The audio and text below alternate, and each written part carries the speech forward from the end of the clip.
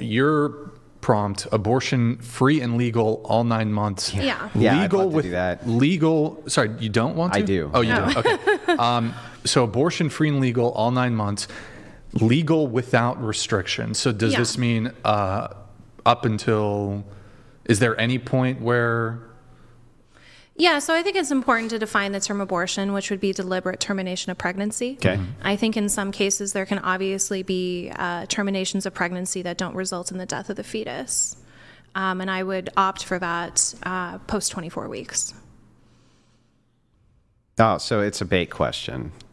What a disingenuous bait question. I don't think it's disingenuous. So let me make sure that I steel man this well, properly. I just want to steel man it. I guess it's your turn. Go ahead. I just want to steel man. Sure. So it is the case that you're against all abortions after 24 weeks if they end the life of the child. No. I think in the case, obviously, to preserve the life of the pregnant person as well as in severe fetal abnormality would be my exceptions. Okay, so you have exceptions to it, but generally. So Yes. the vast majority of abortions would be immoral after 24 weeks. Again, I don't think abortion just means lethal outcome. If we are talking about lethal outcome, I just don't see the practicality in it. Yeah, I get it. So you're saying that after the 24-week mark, if you're going to have an abortion because you whatever arbitrary reason you come up with and you want it to end up in the termination of the child and the child's inside you, you're not allowed to do that.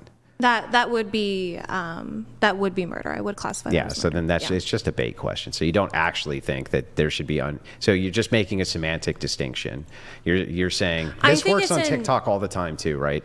Just for you, the audience. Yeah, go ahead. I will give you some credence there that I do think that often that phrasing of free and legal 9 months can be very baiting because of how people view the term abortion.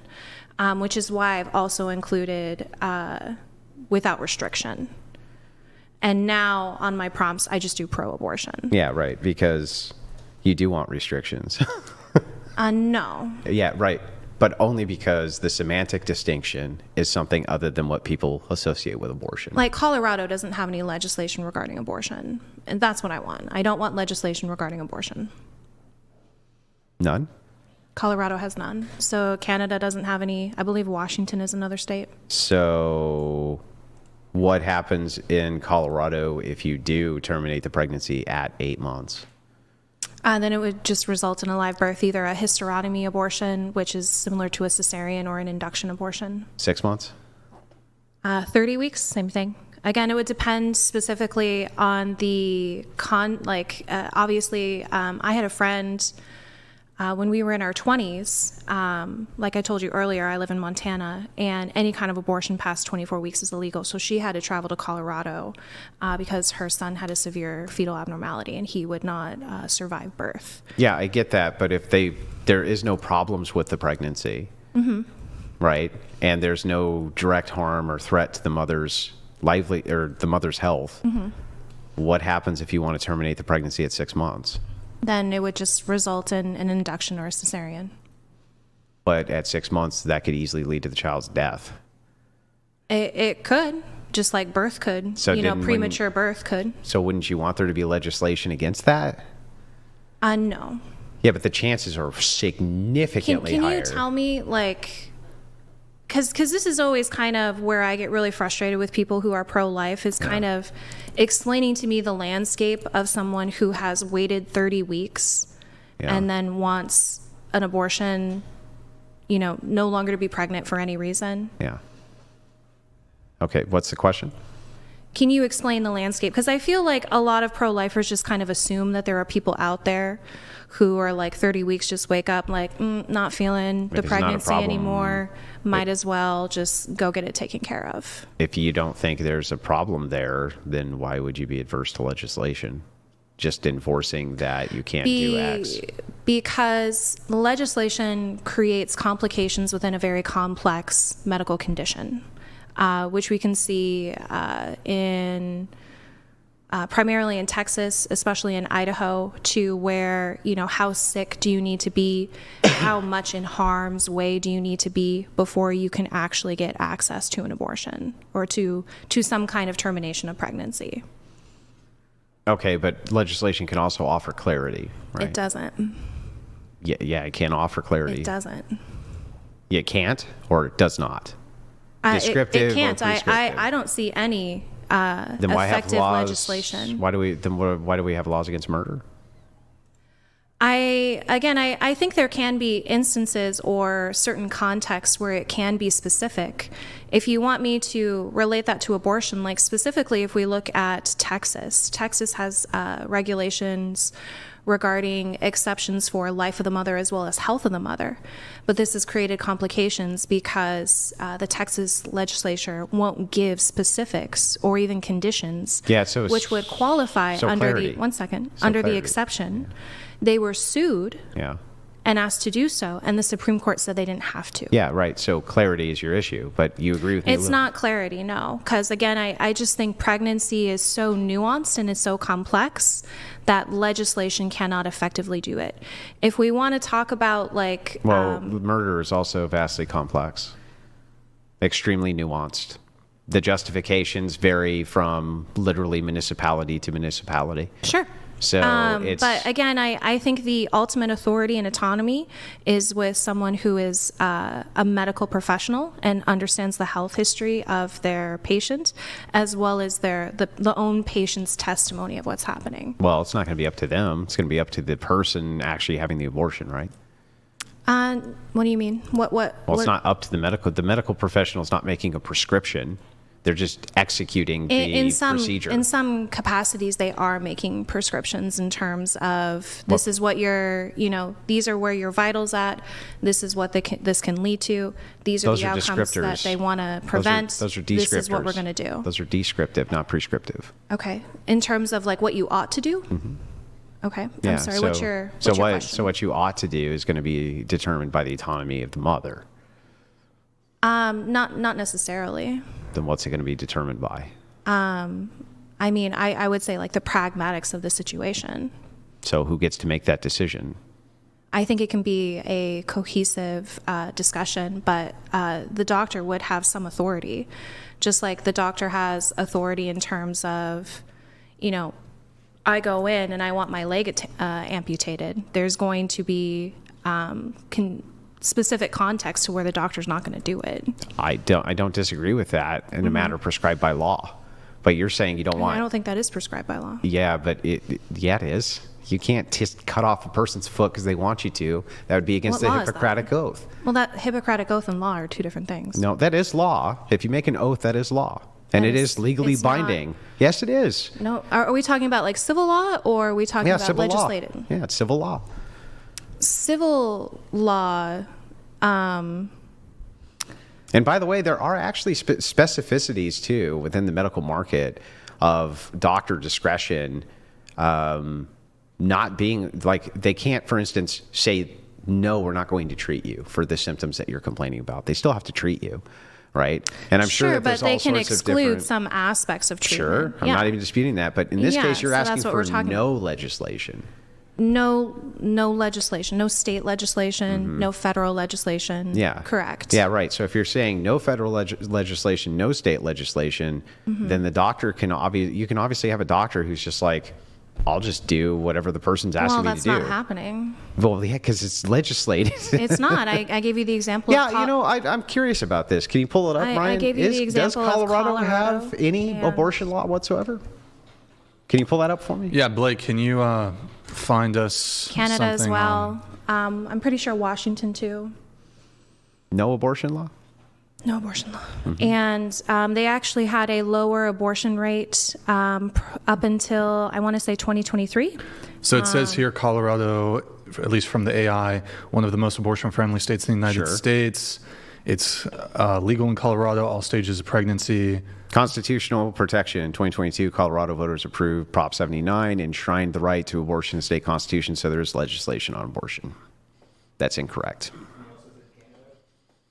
I mean... So there's definitely legislation in Colorado. What is there in Canada? I mean, constitutional protections. Yeah, that would definitely be the law of the land would be the Constitution. Maybe I can be more specific then in terms of legislation against abortion. Because we did just read. So you want legislation for abortion? One second. We did just read that the first line was abortion is legal. Yeah. Yeah. So, yes. But it's legal because it's enshrined in the law. Because it's constitutionally protected. Yeah. Right. So I would be against legislative in terms of like making laws against it. I'm sorry if I wasn't specific on that. Okay. So it's just laws against it. Correct. Okay. So what if the termination of the or if the doctor was willing to perform the abortion in such a way where it terminated the fetus, even at 8 months? Okay. Would you be for a law against that? No. No. Would that be murder? Yes. But no punishment? Correct. How is that morally consistent? That's like the most monstrous thing I've ever heard. So I think this is where like a utilitarian position would come into, is that when we look at abortion post 21 weeks, even in states that have all legal protections towards abortion, it's 1% of abortions. And then when we look at that 1% even further, it's prior to 28 weeks. So post 28 weeks, I think a lot of pro-lifers just kind of make like up these ideas that people want to come in and just have lethal terminations for no reason. This is all descriptive. You're just talking. Right, yeah. If I can finish. Yeah, but this is descriptive. I'm asking about prescriptive. Right. So I'm getting there. Okay. So what I'm saying is that this is a non-existent at worst and rare event at best. And in terms of the deaths of fetuses within this criteria, that is going to be less than the deaths of pregnant people who are denied abortions who are medically necessary. And so which one would I rather have? I would rather have more people live, which would be the pregnant people. Okay, so I'm still really confused here, but maybe you can give me some Sure. some clarity. You are aware that in Russia, abortion was also legal under first wave feminism going into communism, right? What time period? Would you like the exact dates? Yeah. Yeah, so I think that this was roughly, hang on, let me pull it up. I got it in my notes here. USSR was the first country to make abortion fully legal, up to term and paid for in state hospitals. Within 10 years of implementing that policy, they had 3 abortions for every 1 live birth, and they had to outlaw abortion again. Again, what time frame? I'm trying to pull the dates up here. Sure. Yeah. Hang on.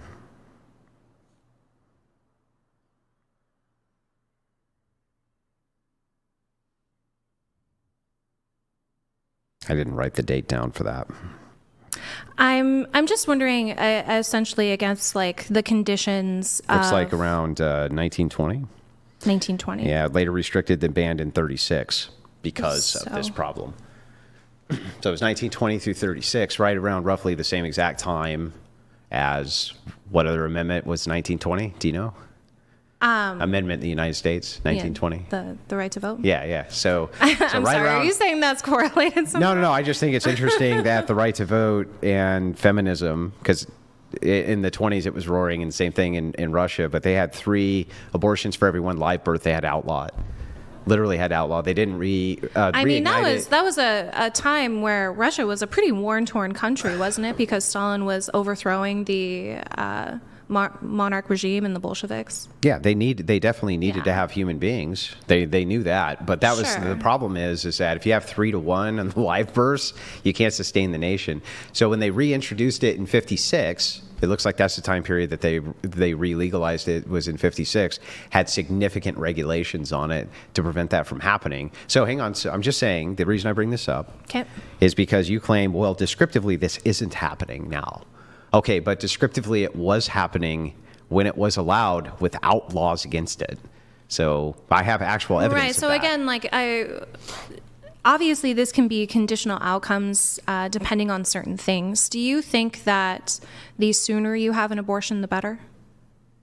I mean, I don't see how, like, from my specific worldview, from the Yeah. secular worldview, because I always think abortion's wrong. Oh, okay. Yeah.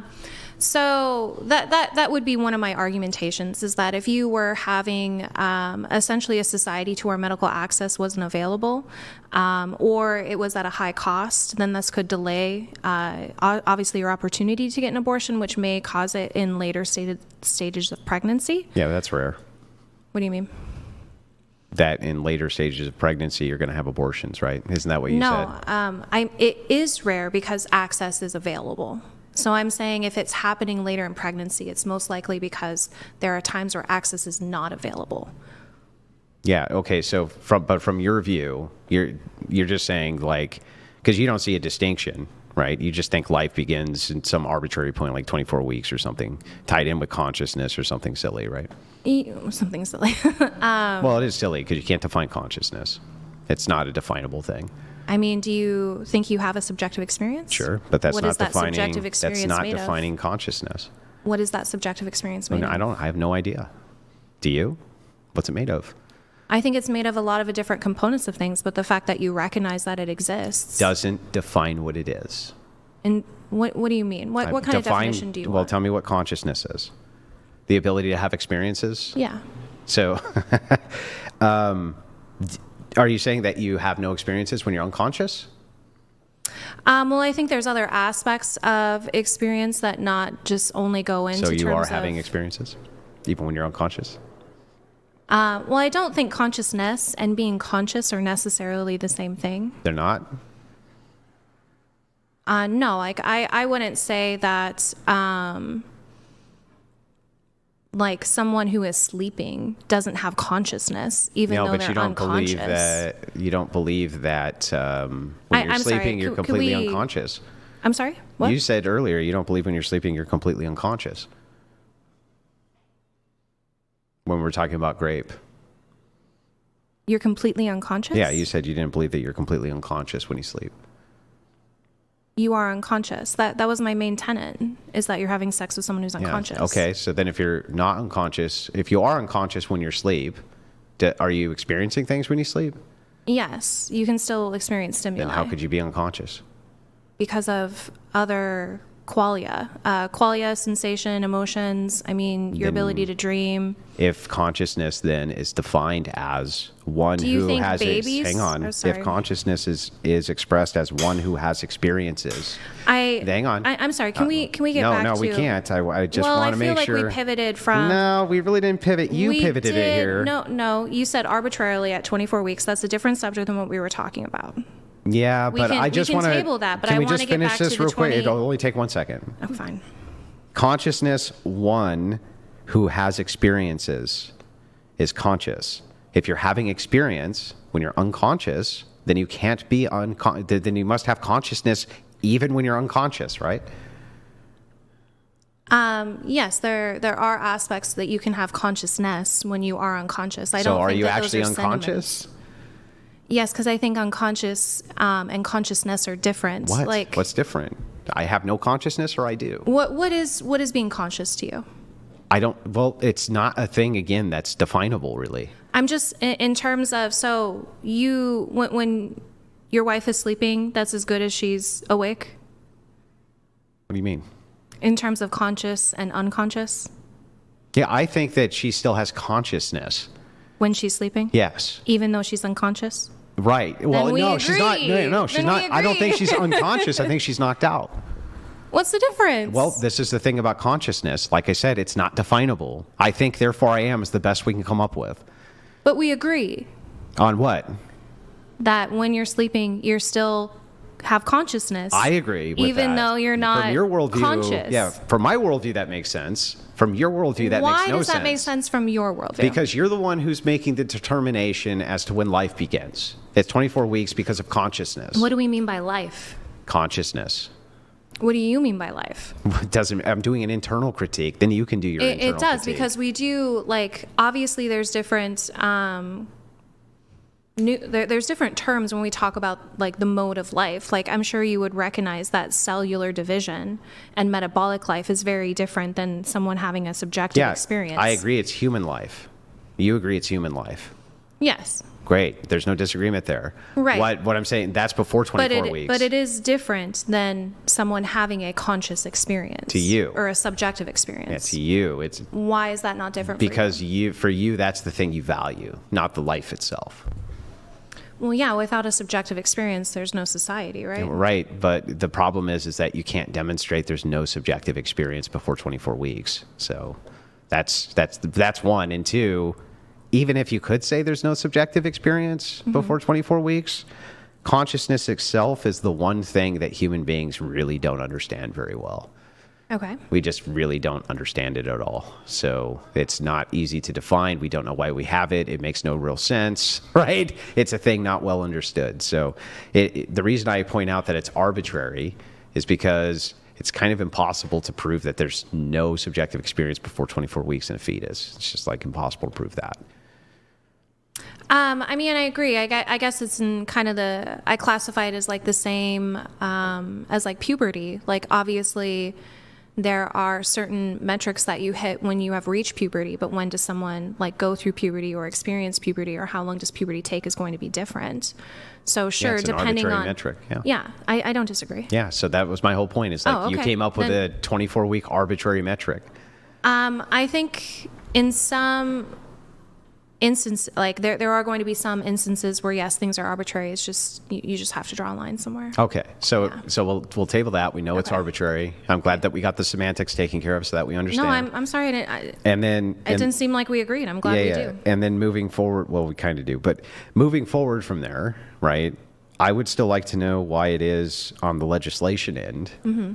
And then we can just move the topic because there's a bunch of them I want to get to, and we only have so much time. Sure. But I just want to know when it theory. comes to legislation, they did not legislate there, and it did actually descriptively lead to an increase in the number of abortions that happened. There was no regulation on it, and it was the 3-to-1 against live births. That's obviously very unhealthy for everybody. That's not good, right? So since I have the descriptive claim that already happened when there was no legislation, what would be your demonstration here? Like you see in Colorado. I don't think you've established like a causal that it. Well, without abortions, there wouldn't have been abortions. Yeah, that's pretty causal. Well, in terms of like what is the reason that people are terminating pregnant? So let me put it. Who cares why they're terminating? I think that really is a huge assessment that we have to make in terms of if we want abortion to reduce. So if you and I are on the same goal that we want to reduce abortions, then having legislation against abortion does that. No, I would just say it just limits access to safe abortions.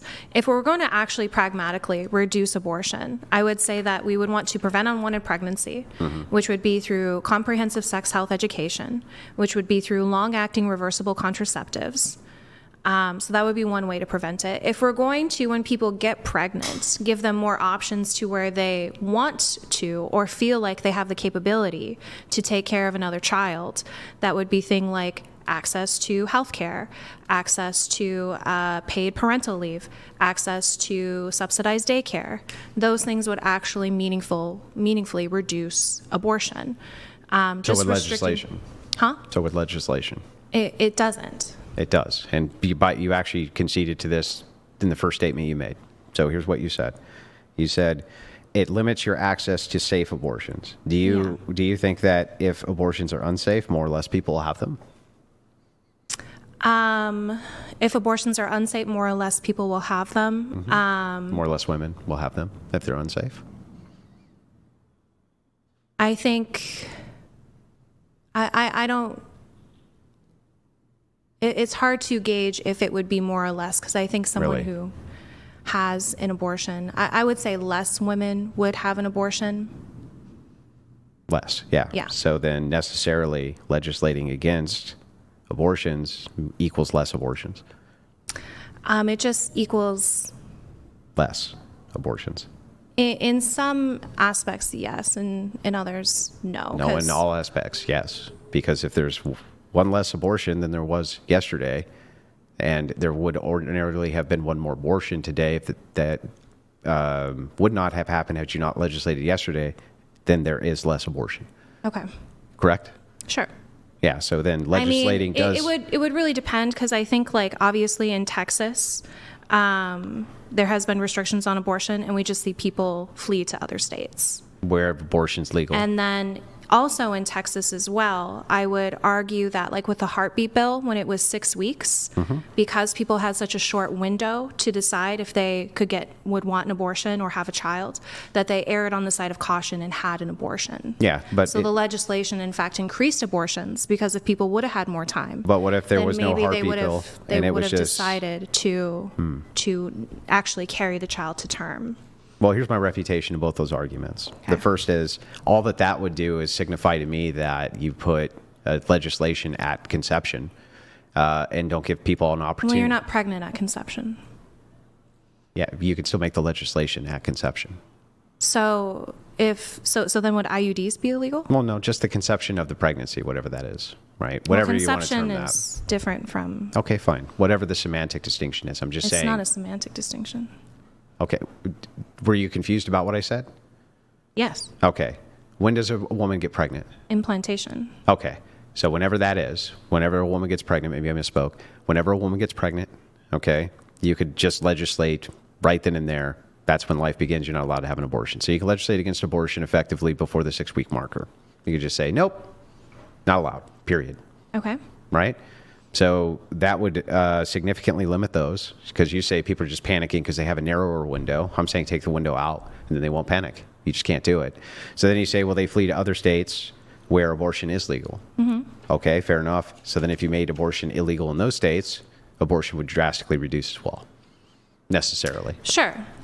Yeah. So in both cases, it seems like we can greatly reduce abortion regardless of making it criminal. In fact, it's going to reduce. I would say that having a more pragmatic approach would be, number one, more effective because we would see better outcomes. And again, you just really lose me on regulating a woman's autonomy. I think if we're going to give anyone the choice to determine family planning, to determine health risks, to determine mental health, then it would be the person who's carrying the pregnancy. I literally made the argument earlier that you care about the woman's autonomy, and you said no, the doctor also, he has the authority and say and this and that. Wait, that was a different delineation we're talking about in terms of the procedure that you're having. Which is an abortion. There's no different delineation. There's different abortion procedures. So I thought that's what we were talking about because obviously if you're in the third trimester, there are different methods that you can enact in order to terminate the pregnancy. So when it came to that method, yes, obviously the doctor can have the authority on that. But when it came to the decision, yes, that is the patient. Yeah. Why shouldn't we be allowed to limit women's autonomy? Just like we limit men's autonomy by sending them off to war? I just don't see the justification for it. I don't see the justification for sending men off to war, but it is necessary. We agree on that. But it is necessary. I disagree. I don't think it's necessary. You don't? No. Okay. Got it. So then if your nation was invaded and men didn't want to fight, your nation gets taken over. That's that, right? Yeah. So basically there's no duty for men to in any way fight in a compelled way. I mean, having a duty is different than being forced to do something. Yes, absolutely. Okay. I would think if this is central to your society and then yeah, people would step up and want to do it. If they don't, because they're scared. Okay. Yeah, they're scared. I mean, they're scared, right? But I mean, you do realize that many nations, they have compelled service. I think again, like when we go back to this idea of like engaging in war, I think we need to have a critique on society in general. Well, we don't even need to do that. I'll just grant for you. I think we do. Well, I'm granting it for you. I'm just going to grant for you. Okay, you're right. There should be no compelled service. That still doesn't actually answer, though, why autonomy is the thing in which we should not limit autonomy for people. Why not? I think there can be instances where we limit autonomy, but I just don't see a reason for abortion. Well, I think you do. You've already expressed multiple times that there would be... How is it ethical to force someone to sustain pregnancy? After 6 months? Yeah. So what if it's going to kill the baby? Okay. I don't think that they have an obligation to give their... for them to have their body used as life support. So then at 9 months, they can kill their baby? Again, we would just terminate the connection. So their labor would just be induced. And the purpose of abortion is centered around pregnancy. Yeah. So if you want pregnancy to end, there's a lot of different ways we can do that. Yeah. And obviously, there's no necessity in killing the fetus once you're... What do you mean? Like, for instance, you claim that the mom has bodily autonomy, right? And that shouldn't be violated. And the bodily autonomy is that the baby needs to use her body, right? Okay. So what happens if the baby is born and the mom doesn't want to feed the baby? Well, Babies are fed with breast milk, right? Sure. So I think we need to decide what are individual responsibilities and more societal responsibilities. No, it's about autonomy, I thought. I haven't even finished. So when we talk about societal responsibilities, obviously, if a parent doesn't want to take care of their child, then they would become a ward of the state. And then the state would take on those responsibilities of caring for the child. I don't understand. Why can't the mom just choose to not feed the baby until the baby expires? What do you mean? Is she taking on the parental role? Yeah, well, she had the baby. Okay, she had it. Okay. Let's say she had it at her prom.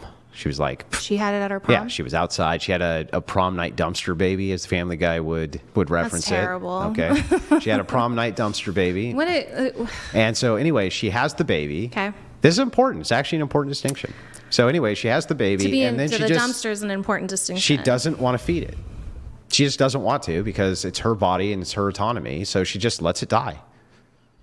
So, if once the baby is born, Yeah. as a society, obviously the care for the child needs to be determined. Yeah. So at that point, the mother can either claim the parental responsibility, which comes with all the obligations of obviously feeding the child, or if they don't claim it, then obviously that baby would be a ward of the state. So now the mother is in possession of a baby that's not hers. So I think in order to avoid kidnapping charges or harms towards a ward of the state, she needs to turn it over to the state. So she has a duty to turn the baby over to the state? Correct, because she's in possession of a ward of the state. So it's essentially almost a kidnapping charge.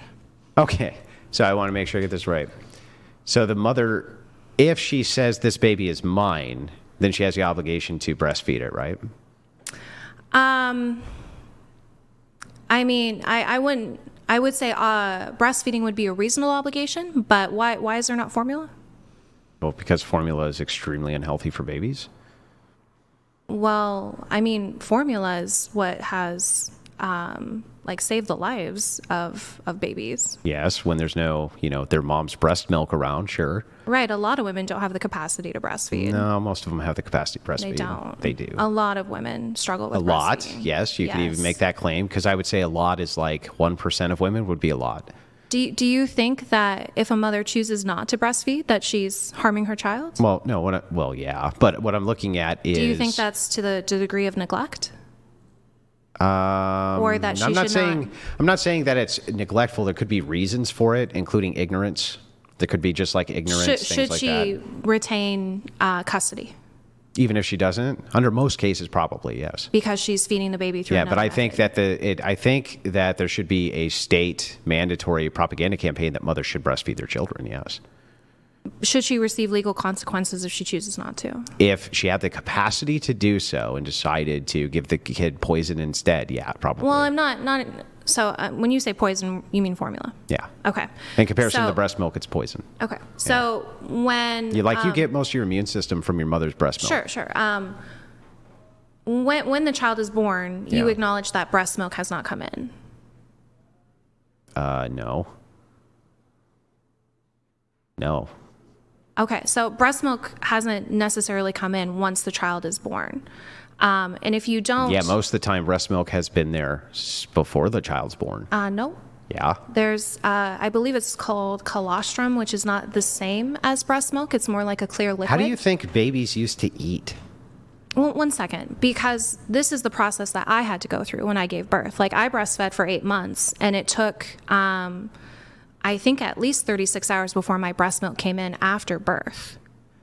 And so when you have that choice, when parents make that You decision. mean after the colostrum? Correct. Yeah. Oh, Lord. So how do babies eat? One second. So if you don't essentially start engaging in nursing, then you don't know your capacity for lactation. So I'm asking, if once birth happens and the doctor's like, are you going to breastfeed or we should get formula? Yeah. Is there some kind of legal obligation for you that the mother tries to breastfeed? I don't understand. What are you asking me? After birth, do you think women should be forced to attempt to nurse? I think that there should be nursing as soon as it's possible to nurse. Well, that's a yes or a no. Do you think women should be forced to nurse post-birth? Maybe not. Okay. Yeah. So then how would because it would you need ever, to be within the confines of reason. Well, how would you ever then like say that someone can have legal consequence for not nursing after birth? Okay, so I see what you're saying now. Let me get this right. There is a small gap or a small possible window where you can't breastfeed after baby born. Right? You can't breastfeed? Can't. You can nurse, but it's not fully breast milk. Yeah, okay, so you can breastfeed? You can nurse, but again, it's not fully breast milk. It's not the complete nutritional breakdown. Is the baby eating? Not in the complete way that breast milk does, because that is something eating? that is something that you do monitor with your doctor because they want to make sure. Okay, so I see. We're speaking past each other, so let's back up. When you put your nipple in the baby's mouth, is the baby getting food? It depends. Most of the time. In adequate amounts, that's debatable, but some. And how early do they usually start getting an adequate amount within? It depends. Again, I had my son quite a while ago. I want to say mine came in around 36 hours. But, so 3 days? It's a day and a half. Day and a half? Yeah. But again, I think it's just, when does puberty occur? It just depends. So hang on, so let's back up.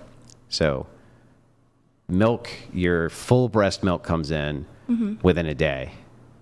Yeah, could be a couple days, could be a day. Sure. Yeah, I was just reading. The reason I said 3 days is because it said 3 to 5 when I was looking up on the colostrum, right? Yeah. But it can be as early as 12 hours, maybe. Yeah, and I think even some of my friends have had breast milk before birth. Yeah, I don't see any problem with feeding the baby that. Yeah, that seems fine. So but if you don't begin nursing, then you would essentially inhibit that process to where you just never produce breast milk. So you should start doing that then. So I'm asking you, should mothers be forced to nurse post-birth, even though we don't know their capacity to breastfeed? Yes. So you think women should be forced to breastfeed? Yeah. All right. The problem with that is what? You have accepted responsibility for the baby, right? By your worldview? Yes, but obviously so then if you there have are an obligation to feed the baby. So then, yeah, and obviously there are other means which you can feed the baby. Yeah, poisonous means. There are still other means. So do you think that feeding kids poison is a good idea? I think kids that are fed is best. Absolutely. So you just would you give the baby like straight fucking chocolate because it's of course not. Why? Because breast milk and formula are essentially the only liquids at that point where an infant can get their full nutritional profile. You're not getting your full nutritional profile though. I mean, you are. Otherwise, you would die. Though you're not. No, you wouldn't necessarily mean you die, but it would inhibit the development of your brain. It would inhibit the development of the brain. I'm not interested in having a discussion between formula and breast. Well, which one do you think is better for the baby? I think fed is best. What? But I opted for. That's not what I asked. What a cop out. Which one is better for the baby? I opted to breastfeed. Why? Because it was cheaper. And you thought it was better for the baby, right? Yes. Yeah. So then the thing is like, why couldn't I compel you to do that? Or shouldn't I be able to? I think it should be obviously the person's will. I think will should be Yeah, but now considered. you're in charge of somebody else. Like if I fed my kid chocolate every single day as his only source of nutrition, wouldn't you advocate that the state came in and took that kid from me? If you fed them chocolate every day, No, that's all I fed them. is chocolate. I mean, if they were starving, yeah. Yeah, so depriving. I mean, I guess at what degree are we deciding that parents have their children taken away based on their diet? We don't always know what's optimal, but in this Wouldn't case that we be do. arbitrary? In this case, we do actually know what's optimal. Wouldn't that be arbitrary? In the one case, sure. Okay. But in this case, no. We actually do know what's optimal here.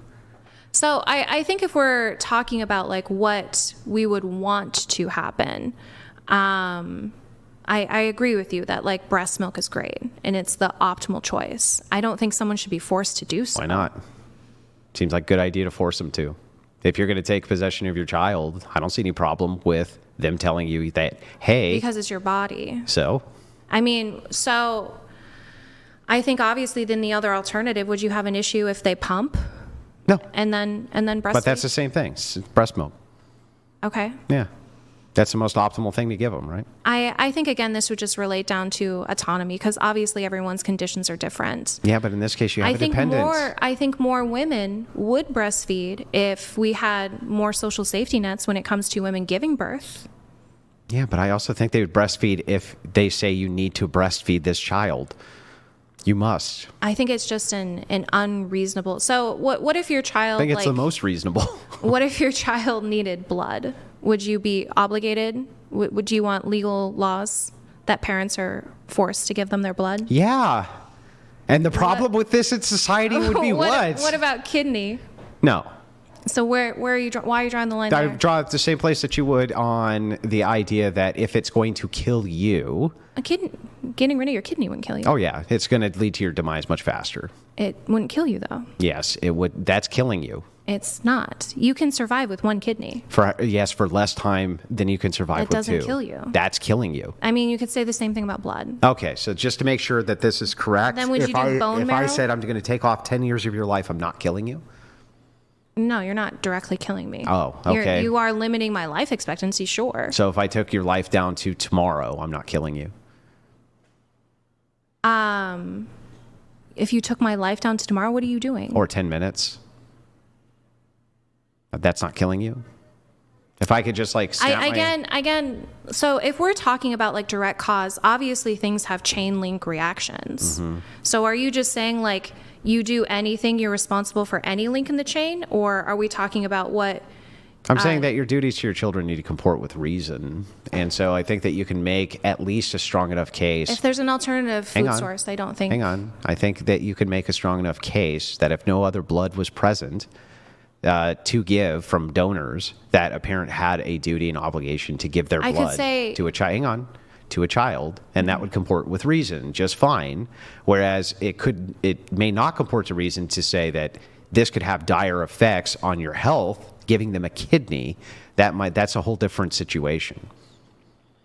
I mean, I don't think it is because you would even say like pregnancy can come with severe health complications that can reduce your life expectancy.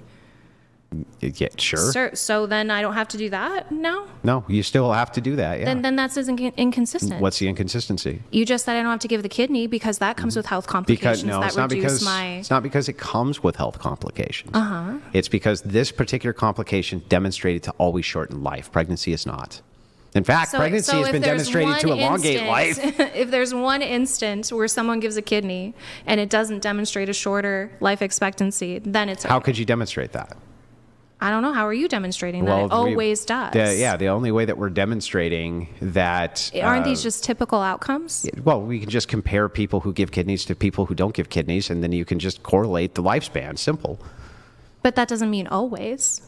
Yeah, it's almost always the case. But it doesn't mean always. There could be some exception, just like in pregnancy. So the same thing could apply with a kidney. Here's the thing, though. If there's a single exception to something, that doesn't mean we wouldn't legislate based on the general rule. But then your because you can have an exception biologically to anything. Because your standard is inconsistent. The standard's still consistent. I think if you and I are going to establish what a parental obligation is or responsibility, it's just going to be arbitrary.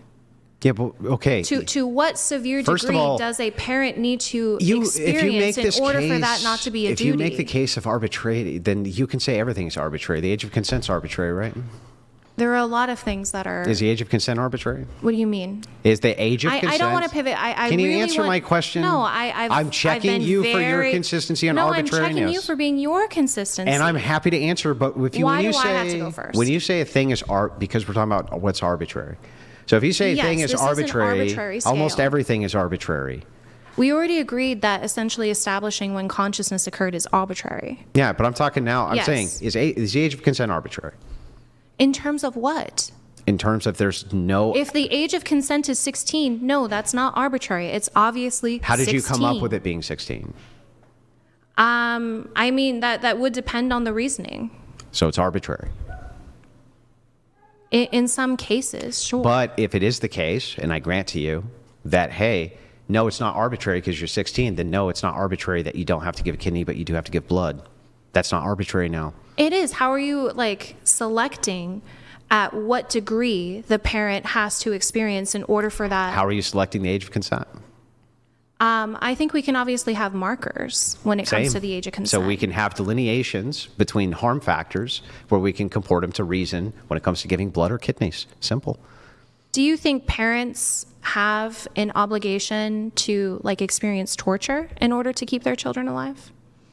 I think that you can make the case that a father or mother should have some duty towards trying to experience, or not trying to experience it, but that they may need to suffer in order to keep their kid alive. Yeah. I don't disagree, but I'm asking, is that a legal expectation that we will torture you to keep your child alive? That's a moral expectation then. So obviously, but you do want to have laws that would require parents to be tortured to keep their children alive. What's the torture? I mean, forced pregnancy is torture. How is that torture? Well, I mean, it's classified as torture by the UN. I would say it would just meet a specific threshold of suffering. Okay, well, then I would say that it's torturing the baby. How? So, because you're going to kill it. I would say that that's a form of torture. Or I could even say it's mental torture on the mother to terminate the pregnancy. You could have long-term side effects on her mental health. That only depends on how wanted the pregnancy is. And again, if you don't have the capacity to experience, I don't know how you can experience torture. Yeah, but not only that, you know what's really weird about this argument specifically is do you have an obligation to be tortured on behalf of your children, right? It's well, let's look at this. Let's examine it. On the one side, I do want to say yes. I think you do. And I think you even agree that to some degree we do. But for some reason, you're unless it's inside my stomach, which is really weird. What do you mean? Well, you just got done saying that you think to some degree parents need to be able to experience suffering for their children. That they will experience suffering. Do I think they should be forced to? No. Never? No, I can't think of an instance. I don't know. Your kid, for instance, has autism or something like this, right? You still need to take care of that kid, give them special treatment, things like that. That definitely causes suffering. Not to the same degree that I would say violations towards your bodily autonomy would be. That is violation towards your bodily autonomy. I wouldn't force, one second, and I disagree with that. I wouldn't force, if a parent can't meet the needs of the child, then I think that would be a societal responsibility. So then you just shift the burden. Yeah, I don't want to force parents to be parents. I want that to be done willingly because that's the best outcome for the child. So if nobody gave blood, let's say hypothetically, just nobody gave blood, right? Do you think that the parent has an obligation to give their kid blood if they're in an accident? I think they should, but I don't think that it should be legally enforced. So then the kid just dies if the parent doesn't want to? Yeah. Yeah. I don't know. That sounds like a way shittier society to me.